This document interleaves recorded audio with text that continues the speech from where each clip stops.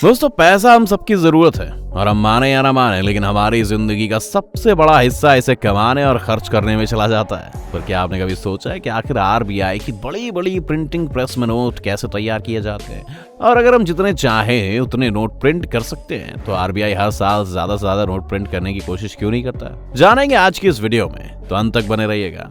पहले जान लेते हैं कि आखिर ये नोट प्रिंट कहाँ होते हैं। भारत में कागज की करेंसी सबसे पहले अंग्रेज लाए थे। भारत का पहला नोट अंग्रेजों ने 1862 में छपवाया था।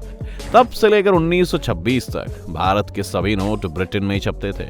लेकिन फिर 1926 में भारत की करेंसी नोट छापने के लिए पहली प्रिंटिंग प्रेस महाराष्ट्र के नासिक में खोली गई। हालांकि एक प्रिंटिंग प्रेस काफी नहीं थी और आजादी के बाद भी भारत अपनी करेंसी के बड़े हिस्से के लिए ब्रिटेन पर ही निर्भर था। फिर 1975 में मध्य प्रदेश के देवास में भारत की दूसरी प्रिंटिंग प्रेस खोली गई और इसी तरह एक प्रिंटिंग प्रेस 1999 में मैसूर और सन 2000 में पश्चिम बंगाल के सालबोनी में भी खोली गई। वहीं सिक्कों की बात की जाए तो उसके लिए भी भारत सरकार ने हैदराबाद, नोएडा, मुंबई और कोलकाता में 4 टकसालें नियुक्त की हुई हैं। नोट बनाने की प्रक्रिया पर जाएं तो हर साल आरबीआई सबसे पहले ये फैसला करता है कि उन्हें कितने नोट छापने हैं। इसके लिए कई तरह की चीजों का ध्यान रखना है, जैसे कि कितने नोट पिछले साल सर्कुलेशन में थे, कितने वापस आए, और यहाँ तक कि इस कैलकुलेशन में एक्सपेक्टेड जीडीपी ग्रोथ और इन्फ्लेशन का भी ध्यान रखा जाता है।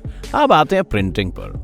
जैसा कि आप सभी जानते हैं कि करेंसी नोट बनाने के लिए हम आम कागज का इस्तेमाल नहीं कर सकते, इसलिए खास तरह का करेंसी पेपर मध्य प्रदेश के होशंगाबाद और कर्नाटक के मैसूर में तैयार किया जाता है। भारत में केवल 2 ही इस तरह के पेपर मिल्स हैं, इसलिए भारत अभी भी अपना एक बड़ा हिस्सा ब्रिटेन, जर्मनी और जापान से इंपोर्ट करता है। इन पेपर मिल्स में बड़े बड़े कॉटन के ब्लॉक्स को मैश करने के बाद एक बड़े से ड्रम में पानी और आम पेपर के साथ मिक्स किया जाता है। इसे अच्छी तरह ब्लेंड करने के बाद पानी को निकाल लिया जाता है और इस पेपर्स को रोलर्स में भेज दिया जाता है। ये रोलर्स इन मिक्स से पेपर की लंबी लंबी शीट्स तैयार करते हैं। ऐसा करने से इसमें बचा अतिरिक्त पानी भी बाहर आ जाता है। इसके बाद इस पेपर को आगे वाटरमार्क लगाने के लिए भेज दिया जाता है। जी हाँ दोस्तों, वाटरमार्क प्रिंटिंग से पहले ही पेपर पर लगा दिया जाता है।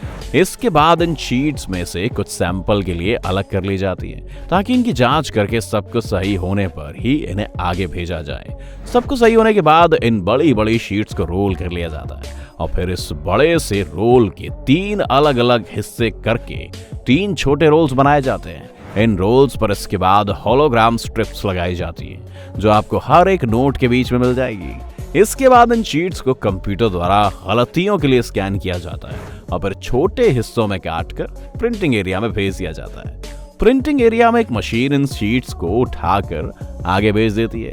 आपको बता दें कि हर एक शीट पर 40 2000 रुपए के नोट प्रिंट किए जा सकते हैं। इन नोटों पर प्रिंटिंग करने के लिए हमारी सरकार इंक स्विट्जरलैंड की कंपनी सिक्पा से मंगवाती है। ये कंपनी भारत के अलावा कई और देशों के लिए भी इंक सप्लाई करती है।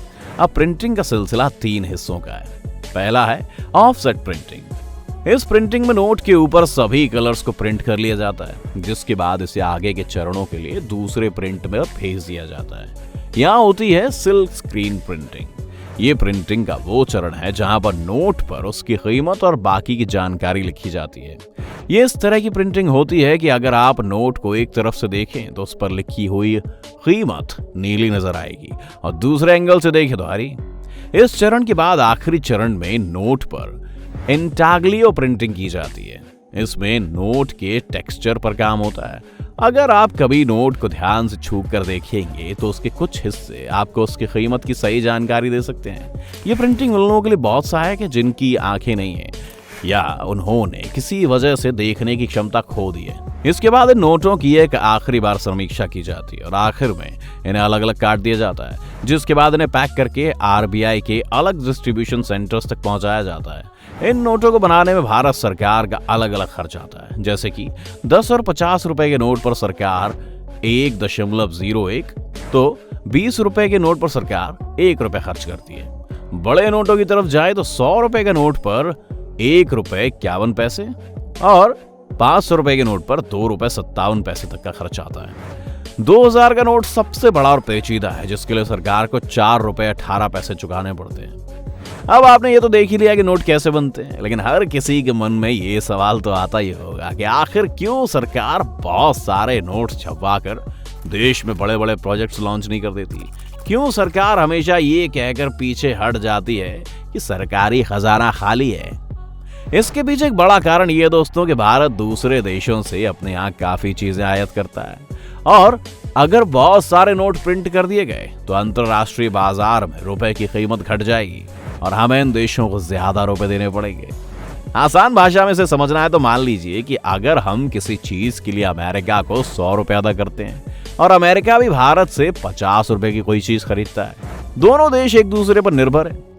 अब अगर ज्यादा नोट छापने लग जाए तो अचानक रुपए की कीमत गिर जाएगी और हमें अमेरिका को 100 की जगह अब मान लीजिए 120 रुपए देने पड़ गए, लेकिन अमेरिका अभी भी हमारी चीज के लिए 50 ही देगा। इससे अमेरिका के पास अब ज्यादा रुपए बचने लगेंगे, जिससे रुपए की कीमत गिर जाएगी, क्योंकि उनके पास पहले से ही ढेर सारे रुपए होंगे। और अगर रुपया कमजोर होगा तो इंपोर्ट की जाने वाली चीजें महंगी हो जाएंगी, और लोगों की तनख्वाह अगर तेजी से नहीं बढ़ी तो लोग जरूरत की चीजें भी नहीं खरीद पाएंगे। हाल ही में जिम्बाब्वे और वेनेजुएला में ऐसे हालात पैदा हो गए थे कि उन्हें वहां 10 करोड़ और 100 करोड़ के नोट छापने पड़ गए थे, क्योंकि वहां की सरकार के ज्यादा नोट छापने के कारण उनकी कीमत इंटरनेशनल मार्केट में गिर गई। वहां ये हालत हो गई कि एक माचिस तक 2 से 3 लाख रुपए में मिलने लगी। कुछ लोगों ने सिर्फ इसलिए काम पर जाना छोड़ दिया क्योंकि इनका एक दिन बस का किराया उनकी महीने भर की तनख्वाह से ज्यादा हो गया था। लोग भूखे मर रहे थे और पैसे ना होने पर लोगों की भीड़ ने दुकानों को लूटना शुरू कर दिया। हर तरफ छीना झपटी होने लगी और लगभग कागज हो चुके नोटों को लोग झाड़ू से साफ कर घर के कूड़ेदान में डालने लगे। रुपए की कीमत डॉलर पर भी बहुत ज्यादा निर्भर करती है, क्योंकि हम अपना ज्यादातर व्यापार अमेरिका से ही करते हैं। साथ ही कच्चे तेल जैसी कमोडिटीज को खरीदने के लिए भी डॉलर एक स्टैंडर्ड करेंसी है। भारत में जिम्बाब्वे जैसे हालात ना बने, इसलिए सरकार अपनी मर्जी से ज्यादा नोट प्रिंट नहीं कर सकती। आपको हमारा आज का वीडियो कैसा लगा कमेंट करके जरूर बताएं, और वीडियो पसंद आने पर वीडियो को लाइक जरूर करें।